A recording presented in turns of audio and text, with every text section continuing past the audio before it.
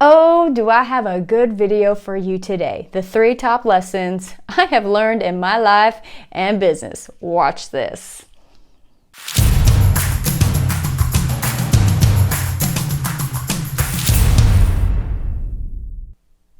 Yes, lessons. Oh, the lessons, the challenges. Isn't life fun? You know, somebody said like, you're either coming out of a problem, you're in a problem, or you're on your way to a problem. And if that's the case, hey, life isn't too bad. If you're expecting it, just go for it.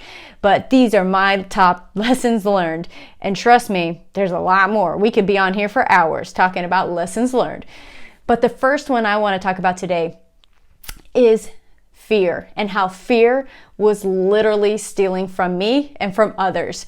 And we like, what do you mean fear still stealing from you? What does that really mean? Well, I had this crazy encounter. I would not actually have this saying if I didn't go through this, but I watched somebody break into our shed, come back a few weeks later, all ready to go to break into our place or the place next to us. Thank God nothing happened. They saw me, I saw them, and they were out of there. But that experience was crazy. Thank God nobody was hurt. But why, and what was going on, right? Why was I going through this? Why did I have to be there? Why couldn't my husband be at home? Why couldn't somebody else have been there? But I was there alone, and I had to experience this. I mean, my little Apple Watch was like beep, beep, beep with my heart rate, because my heart rate was going through the roof. But it got me to ask that question. What is going on? Why am I seeing this? Why am I experiencing this? And the only thing that came to my head was, you're stealing from yourself. And you're stealing from yourself because if we back up in time, I created a program. I shot 49 videos. I did all 49 worksheets and all the different pieces for this course in sales. And because I didn't really believe that my sales program at the time, that I was a good face for it, right? Meaning that I hadn't closed $1 million deals and I hadn't done this stuff before. And I was just like, I made it for all those that feared sales. And I too feared sales. And I was even fearing releasing it, which is just kind of comical at this point. And it's out. So if you are fearing sales and you're like, what? It's a step-by-step program and it's so good. You're going to be like, what? You were stealing from me because you weren't giving it to me quick enough, right? Or soon enough. And why didn't I take this 10 years ago? But that's where that saying comes from. Is like, you might be sitting on an idea. You might be in a business. You might just have something happening in your life. And if you're not actually taking that next step forward, you are potentially stealing from yourself, from your dreams, from what you want, and you're accepting less than what you deserve in your life because of fear. I know, I'm gonna let that sit in. You might be stealing from yourself by not actually doing that. And guess what? That's not only hurting you, it can be hurting your family, it could be hurting your people you could be working with right now that could be benefiting from what you've gone through. And a lot of those times that we fear, and this was very personal for me, right? This course was like, my husband was the salesman and he awesome. Like, he's great at it, but I feared it. He was just naturally good. And he's like, well, you're like the teacher, you're the course writer, you're the one that's good at that. Like, you do it. And so there was this misstep, right? I saw him as really good at sales, but I didn't see the value that I learned from him, all the things that I know, and that I could take that and give that back to somebody else. So there's this beautiful circle that makes sense, and I could have released that, so much sooner.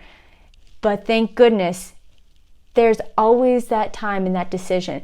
The best decision was obviously yesterday. The next best decision is now.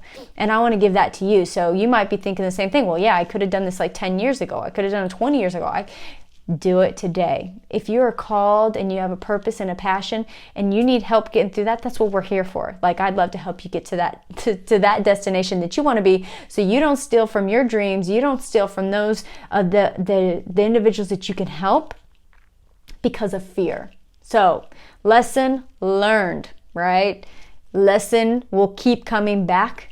And that's one thing I do want to say on the side note, like, if you don't go through this lesson of overcoming your fear, guess what? It's going to come back, and it's just going to be like something you feed, and then it becomes a reason, and then an excuse, and then we just live in those reasons and excuses, and really it's all from fear. I know. It's like, right? Don't tell me this. Now I know.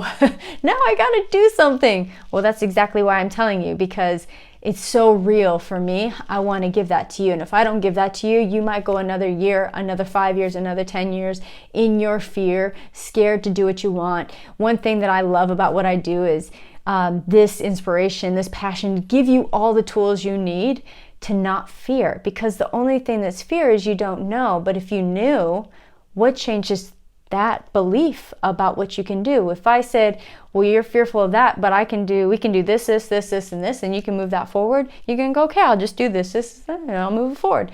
Makes sense, right? Obviously. But the only reason you're not going to pick up the phone to call me is because of fear, right? I don't know if I can pay for it. I don't know if I could do this. I don't know. Right? Our brain is just always going, right? It never stops. Just get used to it. So you can either say, no, I'm going to do this, right? I want to make my passion and my dreams become reality. All right, that's lesson 1. The second big lesson that I learned, and this one is kind of unique because I didn't expect, it's not like a normal one. It's like, oh, it's just like, aha. Not asking people, what do you mean? Yeah, like, what do you mean? You might be asking me, what do you mean by this? When we talk to somebody and they tell us something, we are perceiving and taking in information all day long, right? We can have one experience in a situation and somebody sitting right next to us having a similar experience. You both walk away with 2 different stories, right? Trust me, right? You've gone through this. I know you have. We're 2 people in the same situation. We are perceiving things in our own world. My dad used to say this, like, you're living in your own world. The world doesn't evolve around you. And I used to get so frustrated, like, it's not all about me. But really, we live in our world. And the way we hear things, the way we see things, the way we experience things is from our perspective. And when we're wearing either these glasses that are just what we see, then that's what we see. And that's okay. We can just accept that, but be open to see something new, right? You can see something new. But first, we got to acknowledge that we actually are seeing something through our lenses. Getting back to the point, right? So when you ask somebody, what does that mean? Wow. Now this for you in relationships will change your relationship 1000%. When something that is said and you don't ask, what does that actually mean? Because most of the time in relationships, I don't care if it's business, personal, friends, we always, unless you're very direct and you just say it how it is, well, sometimes even that we don't even know, right? You say it how it is, but what you meant was something totally different. And it's like, why didn't you just say what you meant instead of what you said? Oh, it would have taken too long. Or I didn't think you needed to hear all of it. Well, that's where we get to open up the door for us. And this was a huge lesson. I did this in my personal relationship with my husband. Open the door to what was possible. And I'm like, wow, that's what you meant by that? Because this is what I thought. It was totally different, right? And usually layered with, I didn't think it was a good thing, and wow, it was such an incredible gift you were giving me, and it just came out quicker, faster, stronger than I was expecting, and you know what I mean, right? You have these conversations with people, or like sometimes I'll be dancing around, like I just need to say something, but I'm not actually just saying it, and again, if that person just says, what are you trying to say? I can tell them what I'm trying to say, and we can get to the point. But this lesson, for me, transformational. So you going forward, listening to this video, ask, what does it mean? Please, please, please. Especially if you are going to walk away frustrated, upset, sad, It doesn't matter. If you're taking this as a personal thing, ask, what does it mean? Because you might be missing the actual meaning of what that person was trying to say, or why, or where they might have been coming from for you. So huge lesson. So what's the third one? I mean, my mind is reeling. There's so many different lessons I could share with you. And the third one for me is that belief.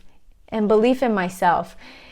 There's been so many instances where if I just believed in myself, I was the only one holding myself back. I had given so many reasons, so many excuses, and I'd work on projects like as we call, my husband and I call it the sloth mode, like I'm doing it. And like the finish line is like right there, but I just took forever to get there. And of course I've accomplished great things and, so thankful for all that I've done. But when it came to certain projects, certain things, and I would make excuses like I'm a Gemini, right? We start things and then it takes us a while to finish them. And I start 10,000 things all at once, right? It's not just one project. Like I get an idea and we're going to do the whole Monty. Like we're going to do all of the projects at once. And then I'm like, everything goes very slowly forward. And that's kind of the fun thing. But that impact of me believing in myself, and also that I was the cause of what I was creating, taking responsibility for my actions, my belief, my things, and seeing that you're holding yourself back by just not believing and moving forward was huge lesson, right? All I had to do was believe in myself, believe I could do it. And then what's stopping me? I mean, the fear, we could go back to the first one. You're like, oh my God, these sound like the same thing. But they are a little different because the fear can hold you back. But the belief is something very unique. And for me, reading this book and by Rick Thompson, and it's called The Quantum Mindset. And it kind of is just getting me out of this, view of right here. And he has 3 principles. You believe you can do something, believe it, and accept that you can do it. This is something you're accepting. You actually are saying, yes, I want to do this.